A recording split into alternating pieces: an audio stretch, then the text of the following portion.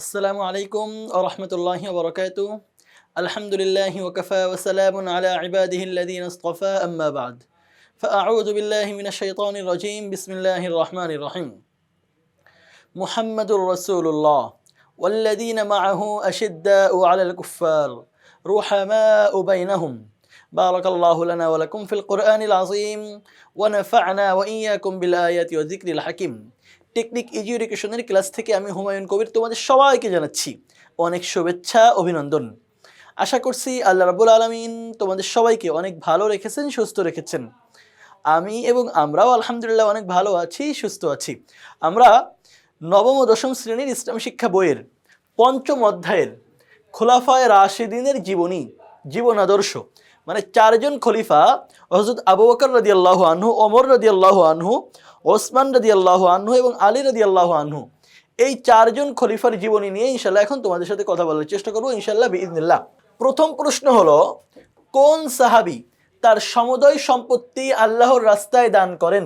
এটা আমাদের মোটামুটি সবারই জানা আছে যে হযরত আবু বকর রাদিয়াল্লাহু আনহু তার সমস্ত সম্পদ আল্লাহর রাস্তায় দান করেন। সুতরাং এখান থেকে আবু বকর রাদিয়াল্লাহু আনহুকে আমরা গ্রহণ করছি। দেখো, আবু বকর রাদিয়াল্লাহু আনহু সব সম্পত্তি মিলায়ে যেটা দান করেছিলেন, এটার পরিমাণ ছিল খুবই সামান্য। আমরা যে কেউ এই পরিমাণ সম্পদ দান করতে পারি, কিন্তু আবু বকর রাদিয়াল্লাহু আনহু যেই পরিস্থিতিতে দান করেছিলেন, এই পরিস্থিতিতে দান করা আসলে কয়জনের দ্বারা সম্ভব? দেখো, আমলের ক্ষেত্রে বা কোনো কাজের ক্ষেত্রে দুইটা জিনিস বিবেচনায় আনা যেতে পারে। একটা হলো কোয়ালিটি, তার গুণগত মান, তার বৈশিষ্ট্য। আর একটা হলো কোয়ান্টিলিটি, তার পরিমাপ, তার সংখ্যা। সংখ্যাই পরিমাপে আবু বকর রাদিয়াল্লাহু আনহুর দানটা ছিল খুবই কম, একদমই সামান্য, নগণ্য, অল্প কিছু। কিন্তু তার কোয়ালিটিটা কেমন ছিল? যে তার যত সম্পদ আছে সব তিনি দান করে দিয়েছেন। এটা ছিল সাহাবীদের আদর্শ, যে ওনাদের আমলের ক্ষেত্রে কোয়ালিটি অনেক ভালো, কিন্তু কোয়ান্টিলিটি অনেক কম, একদমই সামান্য, তুচ্ছ। একজন সাহাবী, কেউ জীবনে কয় বছর নামাজ পড়েছেন, কয়বার হজ করেছেন, কয়বার যাকাত দিয়েছেন, কিন্তু আমাদের অনেকেরই তো আমরা এর থেকে অনেক বেশি নামাজ হয়তো পড়ে ফেলতে পারি, অনেক বেশি যাকাত হয়তো দিতে পারি, অনেক বেশি রোজা হয়তো রাখতে পারি, অনেক ইবাদত আমরা করতে পারি, কিন্তু তাদের আমলের যেই কোয়ালিটি ছিল, সেই কোয়ালিটিতে আমরা খুবই নগণ্য, খুবই তুচ্ছ। একটা চমৎকার গল্প বলি। হযরত উবাইদুল্লাহ ইবনে আব্বাস রাদিয়াল্লাহু আনহু রাসূলুল্লাহ সাল্লাল্লাহু আলাইহি ওয়াসাল্লামের চাচাতো ভাই।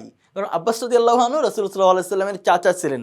মানে উবাইদুল্লাহ হলেন রাসূল সাল্লাল্লাহু আলাইহি ওয়াসাল্লামের চাচাতো ভাই, আব্বাস রাদিয়াল্লাহু আনহুর ছেলে। তো উনি একবার একটা সফরে গেছেন। তো ওনার সাথে ওনার খাদেম ছিল। তখন তো এখনের মতো এমন আবাসিক হোটেল বা রেস্টুরেন্ট বা থাকার কোনো জায়গা এমন ছিল না। তো তখন সচরাচর কালচার ছিল যে কেউ কারো বাড়িতে গিয়ে অবস্থান করলে তাকে রাখা হতো, বলতো যে আমি রাত্রে থাকবো, তো তাকে রাখা হতো। তো উবাইদুল্লাহ ইবনে আব্বাস রাদিয়াল্লাহু আনহু গিয়েছেন, সাথে খাতেম, গিয়ে বলছেন যে আমি রাতে থাকবো। তো বলছেন যে ঠিক আছে, থাকেন। তো ওনাদের কি খেতে দিবে? যেই বাড়িতে গেছেন তারা খুবই দরিদ্র, দরিদ্র মুসলমান, একদমই গ্রাম্য এলাকায় থাকে, তেমন খাবারের কিচ্ছু নাই। ভালো খাবার একজন মেহমানকে দিবে, আবার শুনছে রাসূল সাল্লাল্লাহু আলাইহি ওয়াসাল্লামের চাচাতো ভাই। তো ওনার বাসায় একটা বকরি ছিল, একটা ছোট্ট ছাগল ছিল। তো ওই ছাগলটা উনি জবাই করবেন। তো ওনার স্ত্রী বাধা দিয়েছেন যে আমাদের কিছুই নাই, শুধু আছেই একটা ছাগল, তো আপনি এটাও জবাই করে ফেলবেন? তো উনি তারপরেও জবাই করে ওনাদের জন্য খাবারের আয়োজন করেছেন। তো রাত্রে থাকছেন ওনারা, সকালে চলে যাওয়ার সময় উবাইদুল্লাহ ইবনে আব্বাস রাদিয়াল্লাহু আনহু ওই মুসলিম পরিবারকে 500 দিরহাম, মানে ওই সময়ের মুদ্রা, 500টা মুদ্রা দিয়েছেন হাদিয়া স্বরূপ। তো খাদেম বলছে যে আপনি এত টাকা দিলেন, মানে 500টা মুদ্রা ওই সময়ের, এটার পরিমাণটা যদি আমি তোমাকে বোঝাতে চাই, তাহলে এভাবেই বলতে পারি যে তখন একটা মুদ্রায়, ওই সময়ে তৎকালীন সময়ে একটা মুদ্রায় একটা ছাগল পাওয়া যেত। তার মানে ওনাদের জন্য আয়োজন করা হয়েছে একটা ছাগলের পরিমাণ, মানে একটা মুদ্রা পরিমাণ খরচ করা হয়েছে আয়োজনে, আর উনি সেখানে 500টা দিয়ে দিলেন। তো তখন উবাইদুল্লাহ ইবনে আব্বাস রাদিয়াল্লাহু আনহু বলছেন, তুমি এখানে কোয়ান্টিটি না দেখে কোয়ালিটিটা দেখো, যে তার কাছে যা ছিল সবটাই দিয়ে দিয়েছে, আর আমাদের কাছে তো অনেক আছে। উবাইদুল্লাহ ইবনে আব্বাস রাদিয়াল্লাহু আনহু প্রচুর সম্পত্তির মালিক ছিলেন, ব্যবসায়ী ছিলেন, অনেক বড় ব্যবসায়ী ছিলেন। তো উনি বলছেন যে তুমি এখানে কোয়ান্টিটি না দেখে কোয়ালিটিটা দেখো, যে তার কাছে যত সম্পদ আছে সব সে দিয়ে দিয়েছে, আর আমাদের কাছে তো অনেক আছে, সেখান থেকে আমরা মাত্র একটু দিচ্ছি। তো সাহাবীদের আমল ছিল এমন যে ওনারা সংখ্যার দিকে দেখতেন না, পরিমাণের দিকে দেখতেন না, বরং ওনাদের কোয়ালিটিটা অনেক ভালো ছিল। যা আছে তো সব দিয়ে দিয়েছেন, অর্ধেক দিয়ে দিয়েছেন। তো আবু বকর রাদিয়াল্লাহু আনহু যেই সম্পদ, সব সম্পদ দিয়ে দিয়েছেন, পরিমাণটা খুবই কম, কিন্তু তুমি যদি কোয়ালিটি দেখো, যা আছে সব দিয়ে দিয়েছেন। মেরাজের ঘটনা বিশ্বাসের ক্ষেত্রে কে বেশি অগ্রগামী ছিলেন? হযরত আলী রাদিয়াল্লাহু আনহু, ওমর রাদিয়াল্লাহু আনহু, আবু বকর রাদিয়াল্লাহু আনহু, উসমান রাদিয়াল্লাহু আনহু। এই ঘটনার ক্ষেত্রে হযরত আবু বকর রাদিয়াল্লাহু আনহু বেশি অগ্রগামী ছিলেন। এই ঘটনার পরে আবু বকর রাদিয়াল্লাহু আনহুকে সিদ্দিক উপাধিতে ভূষিত করা হয়, আবু বকর সিদ্দিক রাদিয়াল্লাহু আনহু। খলিফা নির্বাচিত হওয়ার পর আবু বকর রাদিয়াল্লাহু আনহু বিভিন্ন সমস্যা কঠোর হস্তে দমন করেন। এ কাজে তার চরিত্রে কোন গুণটি ফুটে উঠেছে? দৃঢ়তা, কোমলতা, অসহনশীলতা, বিশ্বস্ততা। দেখো, কঠোর হস্তে দমন করেছেন, তার মানে তার মধ্যে ফুটে উঠেছে দৃঢ়তা। আবু বকর রাদিয়াল্লাহু আনহু এমনিতেই মানুষ ছিলেন খুবই নরম, কিন্তু দ্বীনের ব্যাপারে, ইসলামের ব্যাপারে উনি ছিলেন অনেক কঠোর। ওনার একটা চমৎকার উক্তি আছে, এবং এই উক্তিটা ইসলামের ইতিহাসে সাহাবীদের জীবন আদর্শে অনেক প্রসিদ্ধ। উনি বলেছিলেন, আয়ানকুসুদ্দিন ওয়া আনা হাই, আমি জীবিত থাকবো এবং দ্বীনকে নিয়ে মানুষ যেভাবে ইচ্ছা ব্যবহার করবে, দ্বীনকে কাটছাট করা হবে, এটা সম্ভব না। তো আবু বকর রাদিয়াল্লাহু আনহু বিভিন্ন সমস্যা মোকাবেলা করেন কঠোর হস্তে, এখান থেকে ওনার দৃঢ়তা প্রকাশ পায়। হযরত আবু বকর রাদিয়াল্লাহু আনহু বর্তমান যুগের প্রশাসকদের জন্য অনুসরণীয় আদর্শ, কারণ রাষ্ট্রীয় সম্পদ ব্যয়ে তিনি সাবধানতা অবলম্বন করতেন, অবশ্যই সত্য কথা। তিনি কোরআন সংরক্ষণ করেন। দেখো, এখানে একটা চমৎকার বিষয় আছে। আবু বকর রাদিয়াল্লাহু আনহু কোরআন সংরক্ষণ করেন ঠিক, কিন্তু কোরআন সংরক্ষণ করা বর্তমান যুগের প্রশাসকদের জন্য অনুসরণীয় আদর্শ নয়। কারণ কোরআন সংরক্ষণের কাজ এখন প্রশাসকদের না, কোরআন আল্লাহর পক্ষ থেকে আসছে, এটা কপি আকারে আসছে, এটা কেউ চাইলেও নষ্ট করতে পারবে না। সুতরাং এইটা বর্তমান যুগের, এখানে এটা খেয়াল রাখবা যে বর্তমান যুগের প্রশাসকদের অনুসরণীয় গুণ কোনটা। তো বর্তমান যুগের জন্য তো কোরআন সংরক্ষণের গুণটা অনুসরণীয় নয়, কিন্তু রাষ্ট্রীয় সম্পদ ব্যয়ে তিনি সাবধানতা অবলম্বন করতেন, এটা অনুসরণীয়। তিনি দৃঢ়তার সাথে সমস্যা মোকাবেলা করতেন, এটাও অনুসরণীয়। সুতরাং আমরা বুঝলাম 1 আর 3, 1 আর 3 কোথায় আছে? খ নম্বরে। সুতরাং এখান থেকে আমরা খ নম্বরকে সঠিক হিসেবে গ্রহণ করব। পরের প্রশ্ন, এর পরের উদ্দীপকটা পড়ে আমাদেরকে 2টা প্রশ্নের উত্তর দিতে হবে। বন্দর জামে মসজিদের খতিব সাহেব উপস্থিত মুসল্লিদের বেশি বেশি করে আল্লাহর রাস্তায় দান করতে উৎসাহিত করেন। তার আহ্বানে সাড়া দিয়ে জনাব ক তার সমুদয় সম্পত্তি আল্লাহর রাস্তায় দান করে দেন। আচ্ছা, প্রশ্ন হলো, জনাব ক এর কার্যক্রমের সাথে খোলাফায়ে রাশিদিনের কোন খলিফার কার্যক্রম সাদৃশ্যপূর্ণ? সমুদয় সম্পত্তি দান করে দিয়েছিলেন। তো সব সম্পত্তি কে দান করেছিলেন? তো আমরা একটু আগেই বলে আসলাম। উল্লিখিত খলিফার চারিত্রিক বৈশিষ্ট্য হলো, বয়স্কদের মধ্যে তিনি প্রথম ইসলাম গ্রহণ করেন, অবশ্যই আবু বকর রাদিয়াল্লাহু আনহু প্রথম ইসলাম গ্রহণ করেন। কঠোর হস্তে ভণ্ড নবীদের দমন করেন। মুসাইলামাতুল কাজ্জাব সহ ওই সময় যে ভণ্ড নবীরা নবুয়তের দাবি করেছিল, তাদের তিনি কঠোর হস্তে দমন করেন। তোমরা জানো, ইয়ামামা নামে একটা যুদ্ধ হয়েছিল ওই সময়। আল কোরআনকে গ্রন্থ আকারে লিখে প্রকাশ করেন, তিনি আল কোরআনকে গ্রন্থ আকারেও লেখেন। সুতরাং 3টা এখানে সঠিক, 3টা এসে ঘ নম্বরে। আমরা এই প্রশ্নের উত্তর হিসেবে ঘ নম্বরকে সঠিক হিসেবে গ্রহণ করছি। পরের প্রশ্ন, ইসলাম গ্রহণ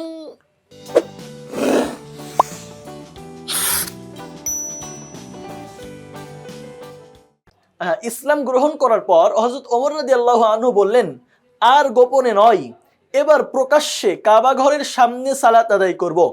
হযরত ওমর রাদিয়াল্লাহু আনহু এর উক্তির মাধ্যমে প্রকাশিত হয় তার সাহসিকতা, তার ইমানি তেজ। ক ও খ উভয়ই কোনোটি না। দেখো, হযরত ওমর রাদিয়াল্লাহু আনহু এর ইসলাম গ্রহণের পদ্ধতি, ইসলাম গ্রহণের গল্পটা খুবই চমৎকার। এটা আমাদের সবারই জানা আছে যে উনি মূলত যাচ্ছিলেন রাসূলুল্লাহ সাল্লাল্লাহু আলাইহি সাল্লামকে, আল্লাহ মাফ করুন, হত্যা করার জন্য। উনি হত্যা করার জন্য গিয়ে মক্কার মধ্যে উনিই মাত্র এই দুঃসাহসিক কাজের অগ্রগামী হয়েছিলেন। হত্যা করতে গিয়ে উনি ইসলাম গ্রহণ করলেন এবং বললেন তরবারি উঁচু করে যে আমরা প্রকাশ্যে ইসলাম গ্রহণ করেছি, আমরা প্রকাশ্যে এখন নামাজ পড়বো আর গোপনে করব না। তো ওনার এই ঘোষণা অল্প কিছুক্ষণের মধ্যেই, একটু আগে যিনি ছিলেন কাফেরদের মধ্যে সাহসী, এখন তিনি মুসলমানদের মধ্যে সাহসী হয়ে উঠলেন। প্রশ্ন হলো, তিনি যে ঘোষণা দিয়েছিলেন, তার যে উক্তি, এই উক্তির মাধ্যমে কি প্রকাশিত হয়েছিল? তার সাহসিকতা এবং ইমানি তেজ দুইটাই। সুতরাং ক খ এটা হলো সঠিক উত্তর। মদ্যপানের অপরাধে ওমর রাদিয়াল্লাহু আনহু যে পুত্রকে শাস্তি দেন তার নাম কি? আবু হেনা, আব্দুল্লাহ, তাহের, শাহমা। দেখো, ওমর রাদিয়াল্লাহু আনহুর সম্ভবত দুইজন পুত্র সন্তান ছিল, একজন হলো আব্দুল্লাহ আর একজন আবু শাহমা। তো আবু শাহমা মদ পান করেছিল, এই জন্য ওমর রাদিয়াল্লাহু আনহু তখন মুসলিম বিশ্বের খলিফা থাকাকালীন তার সন্তানকে নিজে শাস্তি দেন। এটা হলো ইসলামের আদর্শ, খেলাফতের আদর্শ। অন্যায় যেই করুক না কেন তাকে শাস্তি দিতে হবে। খলিফার পুত্র, রাষ্ট্রপ্রধানের পুত্র, তাও তো বাংলাদেশের মতো 56,000 বর্গ মাইলের মতো একটা ছোট্ট রাষ্ট্র না, অর্ধ পৃথিবী, বর্তমান যে পৃথিবী আছে এর অর্ধেক পৃথিবীর রাষ্ট্রপ্রধান ছিলেন তিনি। এই সময় তার সন্তান, মানে তো বিশাল প্রভাব প্রতিপত্তি হওয়ার কথা, মদপান করেছেন, ওমর রাদিয়াল্লাহু আনহু নিজে তাকে শাস্তি দিয়েছেন। এরপরে আরেকটা প্রশ্ন তোমাদের আসবে এখানে, সেই প্রশ্নের উত্তরে আমরা আরো চমৎকার একটা বিষয় ওমর রাদিয়াল্লাহু আনহুর শেয়ার করবো ইনশাল্লাহ। হযরত ওমর রাদিয়াল্লাহু আনহু সেনাবাহিনীকে সুশৃঙ্খল করার জন্য কত মাস পর পর বাধ্যতামূলক ছুটির ব্যবস্থা করেন? 4 মাস। সেনাবাহিনীকে সুশৃঙ্খল করার জন্য তিনি 4 মাস পর পর বাধ্যতামূলক ছুটির ব্যবস্থা করেন। সুতরাং এখান থেকে আমরা 4 মাসকে গ্রহণ করছি। প্রশ্ন হলো, খলিফা হযরত ওমর রাদিয়াল্লাহু আনহু এর পক্ষে তার পুত্র আব্দুল্লাহ, আমরা একটু আগে বলেছিলাম খলিফা ওমর রাদিয়াল্লাহু আনহু দুইজন সন্তান ছিল, একজন আবু শাহমা আর একজন আব্দুল্লাহ, মানে ছেলে, মেয়ে ছিল আরো। তো আব্দুল্লাহ রাদিয়াল্লাহু আনহু বললেন, আমি আমার অংশটুকু আমার আব্বাকে দিয়েছি, এতে কি প্রকাশ পাই? তিনি যে বললেন যে আমি আমার অংশটুকু আমার বাবাকে দিয়েছি, এর দ্বারা কি প্রকাশ পেতে পারে? এখানে মূল বিষয়টা হলো, এই যে বললাম একটু পরে আরেকটা ঘটনা শেয়ার করব। মদিনাতে রিলিফের কাপড় আসছে, ভাতার কাপড় আসছে। তো সব মানুষকে যেই পরিমাণ কাপড় দেওয়া হয়েছে, এতে একটা লম্বা জুব্বা, এই যে আমি যেটা পরে আছি, এটা তো আমার এতটুকু দেখা যাচ্ছে, বাকি তো দেখা যাচ্ছে না, মানে জুব্বা যেটা তোমরা সবাই চিনো। তো জুব্বা একটা লম্বা জুব্বা হয় না, 2টা কাপড় দিলে আবার জুব্বা হয়। তো হযরত ওমর রাদিয়াল্লাহু আনহু ওই রিলিফের কাপড় দিয়ে বানানো একটা জুব্বা গায়ে মসজিদে জুমার খুতবা দিচ্ছেন। এই সময়ে একজন গোলাম ইবনুল গোলাম, তিনি নিজেও গোলাম, তার বাবাও গোলাম, এমন একজন লোক দাঁড়াইছে, দাঁড়ায় বলছে, খলিফা খুতবা থামান, আগে বলেন আপনার গায়ে যেই জুব্বা, এই জুব্বার কাপড় আপনি কোথায় পেলেন? আপনি যেমন লম্বা চওড়া সুঠাম দেহের অধিকারী, একটা কাপড়ে আপনার জুব্বা হওয়ার কথা না, আপনি কাপড় বেশি নিয়েছেন। সরাসরি খলিফাকে প্রশ্ন করা হয়েছে, একা একই নয়, মসজিদ আন-নববীতে তিনি জুমার খুতবা দিচ্ছেন সব মানুষের সামনে। হযরত ওমর রাদিয়াল্লাহু আনহু তাকে বলতে পারতেন, তুমি কে জিজ্ঞাসা করার? তিনি কোনো প্রভাব প্রতিপত্তির অধিকারী ছিলেন না। এই জন্য একটু আগেই বললাম, গোলাম ইবনুল গোলাম, সে নিজেও কৃতদাস, তার বাবাও কৃতদাস। এমন একজন সাধারণ মানুষ খলিফাকে প্রশ্ন করতে পারে রাষ্ট্রীয় সম্পত্তির বিষয়ে, রাষ্ট্রীয় সম্পদের ব্যাপারে। তো খলিফা বললেন, তখন খলিফার ছেলে আব্দুল্লাহ বললেন যে আমার যে অংশটা আছে এটা আমি আমার বাবাকে দিয়ে দিয়েছি। এটা হলো কি প্রকাশ পায় এখানে? জবাবদিহিতার অনুপম দৃষ্টান্ত, যে রাষ্ট্রের মধ্যে রাষ্ট্রের দায়িত্বশীল যারা আছে, আমলা যারা আছে, সচিব যারা আছে, এমপি মন্ত্রী যারা আছে, রাষ্ট্রপ্রধান পর্যন্ত প্রত্যেকের মধ্যে জবাবদিহিতা নিশ্চিত করতে হবে। এটা হলো ইসলামের শিক্ষা। রাষ্ট্রের মধ্যে যদি জবাবদিহিতা না থাকে, তাহলে সেই রাষ্ট্র কখনো দুর্নীতিমুক্ত হতে পারে না, সেই রাষ্ট্র কখনো সুন্দর একটা সুশৃঙ্খল সুশীল রাষ্ট্রে পরিণত হতে পারে না। খোলাফায়ে রাশিদিনের মধ্যে এই ব্যাপারটা খুব চমৎকারভাবে ছিল। ছোট্ট ছোট্ট বিষয়ে ওনাদেরকে প্রশ্ন করা যেত এবং তারা সুন্দরভাবে সেই প্রশ্নের উত্তর দিতেন। জবাবদিহিতামূলক রাষ্ট্রীয় ব্যবস্থা। আমি শুধু মাঝে মাঝে চিন্তা করি, ওমর রাদিয়াল্লাহু আনহুর এই গল্পটা আমি যতবার পড়ি ততবারই চিন্তা করি যে বাংলাদেশের কোনো রাষ্ট্রপ্রধানকে, কোনো প্রেসিডেন্টকে, যারা প্রেসিডেন্ট বা রাষ্ট্রপ্রধান এটা তো অনেক পরের কথা, বাংলাদেশের একজন আমলা, একজন সচিব বা সরকারি কর্মকর্তা সচিবালয়ে জব করে এমন কাউকে যদি এই প্রশ্ন করা হয় তাহলে ওই ব্যক্তির অবস্থা কি হতে পারে। আর হযরত ওমর রাদিয়াল্লাহু আনহু তখন অর্ধ পৃথিবীর খলিফা, মসজিদে জুমার খুতবাকালীন হাজার হাজার মানুষ, একজন নগণ্য মানুষ প্রশ্ন করছেন। কি অসাধারণ রাষ্ট্র ব্যবস্থা ছিল ওনাদের। আল্লাহ রাব্বুল আলামিন আমাদের এই রাষ্ট্র, এই সমাজকে সুন্দর করে সাজানোর তৌফিক আমাদেরকে দান করুন। হযরত ওমর রাদিয়াল্লাহু আনহু দক্ষ শাসক ছিলেন কারণ তিনি গোয়েন্দা বিভাগ প্রতিষ্ঠা করেন, অবশ্যই কৃষি উন্নয়নের জন্য খাল খননের ব্যবস্থা করেন, এটাও সত্য। শাসকের বিরুদ্ধে অভিযোগ দায়েরের সুযোগ দেন, এটাও সত্য। যে অঞ্চল ভিত্তিক যে শাসকরা ছিল, বিভিন্ন জেলা প্রশাসক যারা ছিল, এদেরকে তিনি জবাবদিহিতার মধ্যে আনেন, যে এদেরকে প্রশ্ন করা যাবে, এদের নামে অভিযোগ করা যাবে, এবং তিনি এই অভিযোগের নিষ্পত্তিও সব মানুষের সামনে বসে করতেন। তো এই তিনটাই সঠিক যেহেতু, সুতরাং আমরা তিনটাই যেখানে আছে মানে ঘ নম্বরকে সঠিক হিসেবে গ্রহণ করছি। এরপরে উদ্দীপকটা পড়ে আমাদের একটা প্রশ্নের উত্তর দিতে হবে। মেয়র সাগরের পুত্র ব্যভিচারে লিপ্ত হয়, গ্রামের মহৎ ব্যক্তি বিষয়টি তার নজরে আনে, ফলে তিনি নিজ পুত্রকে আইনের হাতে সোপর্দ করেন। আচ্ছা, এখানে বোঝা যাচ্ছে যেহেতু নিজের পুত্রকে আইনের হাতে দিয়েছে, তার মানে ওমর রাদিয়াল্লাহু আনহু যেমন দিয়েছিলেন এমন কোনো প্রশ্নই সম্ভবত হবে। প্রশ্ন হলো, পুত্রের বিষয়ে সাগরের ভূমিকায় কোন খলিফার আদর্শ ফুটে উঠেছে? একটু আগেই বলে দিয়েছি, ওমর রাদিয়াল্লাহু আনহু, তিনি যেমন তার সন্তান আবু শাহমাকে তুলে দিয়েছিলেন আইনের হাতে। জুন্নুরাইন কার উপাধি? হযরত উসমান রাদিয়াল্লাহু আনহুর উপাধি ছিল জুন্নুরাইন।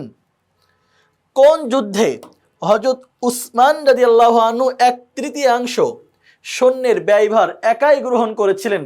ইসলামের ইতিহাসে এমন একটা যুদ্ধ হয়েছিল, তখন উসমান রাদিয়াল্লাহু আনহু 1/3 সৈন্যের মানে যত খরচ আছে সব ব্যয়ভার তিনি নিজেই গ্রহণ করেন। এটা হলো ক নম্বরে দেওয়া আছে তাবুক যুদ্ধ। এরপরের উদ্দীপকটা পড়ে আমাদেরকে দুইটা প্রশ্নের উত্তর দিতে হবে। বিশিষ্ট মানবদরদী হাসান সাহেব গ্রামের মানুষের পানির কষ্ট লাঘবের উদ্দেশ্যে একটি গভীর নলকূপ স্থাপন করেন। আচ্ছা, হযরত উসমান রাদিয়াল্লাহু আনহু যেমন অনেক সম্পদের মালিক ছিলেন, ওনার নামের সাথেও একটা উপাধি ছিল উসমান গনি। গনি শব্দের অর্থ ধনবান। তো উনি মানুষের জন্য বিভিন্ন কাজ করতেন। একবার একটা কূপ তিনি সম্পূর্ণ কিনে মানুষকে দিয়ে দিয়েছিলেন। তাহলে বোঝা যায় যে যেহেতু এই উদ্দীপকের মধ্যে একটা গভীর নলকূপ স্থাপনের কথা আসছে, সুতরাং এইটা হয়তো উসমান রাদিয়াল্লাহু আনহু সম্পৃক্ত কোনো কিছুই হবে।